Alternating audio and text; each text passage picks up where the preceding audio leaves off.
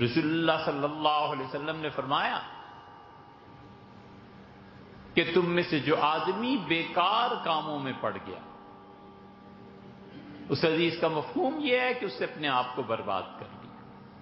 نہ کرے قریب نہ پھٹکے، نہ کرے اپنی فکر. اسی لیے کیسی زبردست بات کی آپ نے کہا، جب تم دیکھو کہ عجاب کل ذی رائے علی رائے، ہر آدمی اپنی رائے پہ مر مٹا ہے، اصرار کرتا ہے کہ جو میں کہتا ہوں بس یہ درست ہے، دوسرے کی رائے سنتا ہی نہیں.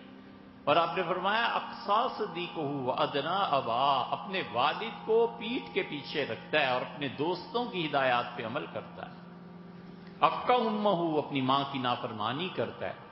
آپ نے فرمایا جب یہ دور آ جائے نا، علیک بالنفس خاصہ، صرف اپنی فکر کرنا. اور فرمایا دع العوام، عوام کو چھوڑ دو، صرف اپنی فکر کرو کہ میری عاقبت کس طرح بچ سکتی ہے، چھوڑو لوگوں کو. اس لیے ہر آدمی کو چاہیے ہم میں سے کہ ہم اخلاقیات کے دائرے میں دیکھیں کہ ہم کہاں کھڑے ہیں. اللہ کی ناراضگی بہت